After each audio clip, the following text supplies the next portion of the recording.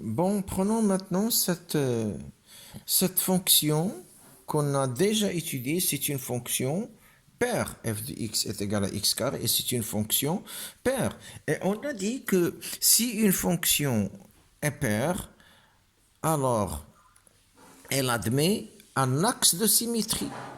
Si f de x est paire, alors elle admet un axe de symétrie. Ça d'une part. D'autre part, elle admet un ensemble d'études. Le domaine d'études. C'est-à-dire quoi? Si f est paire, on ne va pas se casser la tête à étudier f de x dans tout sur son domaine de définition, mais il suffit d'étudier f sur son domaine d'étude, qui est la partie positive du domaine de définition. Très bien. Qu'est-ce que vous remarquez maintenant?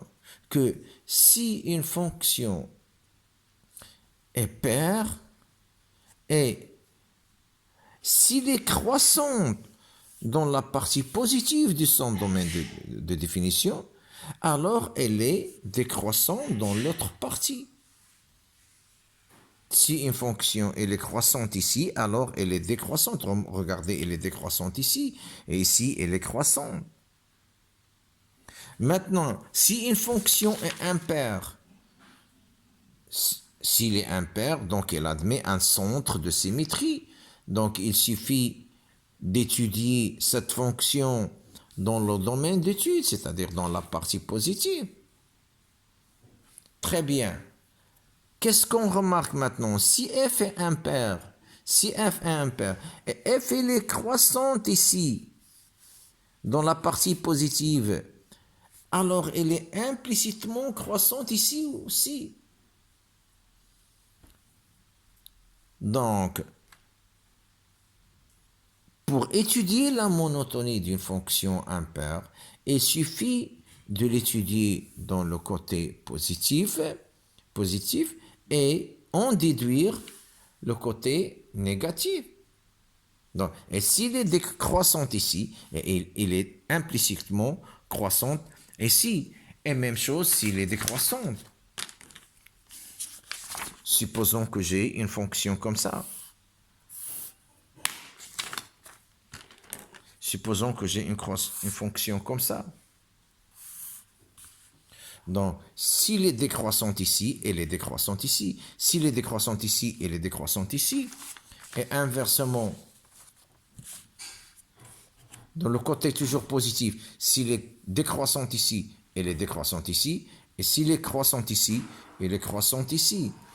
Donc, si une fonction est impaire, il suffit d'étudier la fonction dans son domaine de définition et en déduire implicitement la monotonie dans l'autre côté. Même chose si une fonction est paire.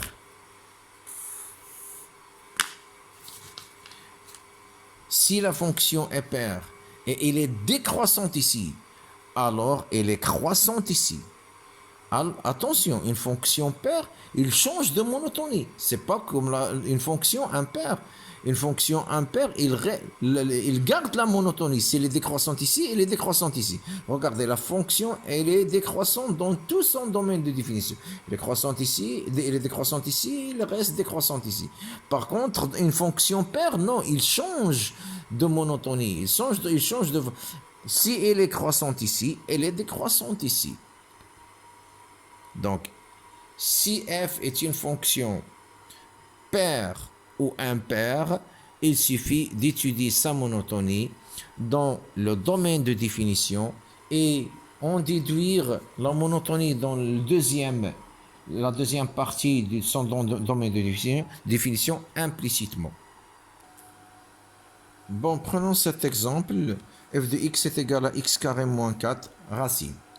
Étudier la monotonie de cette fonction dans son domaine de définition. Donc, il faut chercher de prime abord le domaine de définition. Et puisque cette fonction, ça se voit très bien que c'est une fonction paire, et étudier la parité de f, puis étudier la monotonie dans la partie positive de son domaine de définition et en déduire la variation de f dans tout son domaine de définition. Très bien. F de x est égal à x carré moins 4 en racine. X carré moins 4, les racines c'est quoi? C'est 2 et moins 2. Et x carré, le a de x carré, c'est un polynôme à x carré plus bx plus c, et sans a il est positif. Donc, le domaine de définition est moins l'infini, moins 2, union 2 plus l'infini. Et puisqu'on a moins 2, moins l'infini et 2 plus l'infini, cet intervalle-là, on voit très bien qu'il est symétrique par rapport à 0. Donc la première condition est satisfaite. Il suffit de savoir maintenant de montrer la deuxième condition. La deuxième condition est f de moins x. F de moins x, on a très bien f de moins x est égal à f de x. Moins x au carré, c'est x au carré. F de moins x est égal à f de x. Donc c'est une fonction paire. Vous avez déjà fait ça et j'ai remarqué que vous êtes devenu expert en la matière. Passons directement maintenant. C'est une fonction paire. Donc il suffit de chercher le domaine d'étude. Le domaine d'étude à quoi est égal?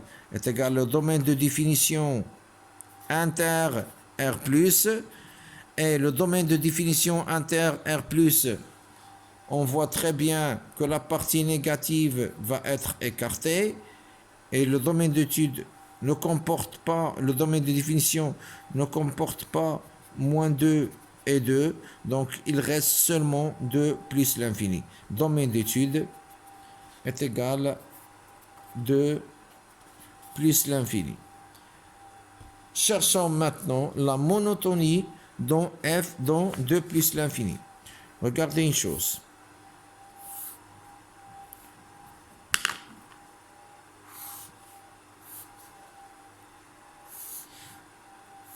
Le domaine de définition, c'est quoi? C'est moins 2, c'est moins l'infini. Moins 2, union 2 plus l'infini. Donc cette partie-là, c'est x carré moins 4, elle est négative ici. Donc je n'ai pas cette partie dans mon domaine de définition. Autrement dit, tous les x ici n'ont pas d'image. Pourquoi? Car l'intérieur de la racine ici, elle est négative, donc je ne dois pas avoir. Donc mon domaine de définition, c'est la partie rassurée, soit moins l'infini, moins 2, ou bien 2 et plus l'infini.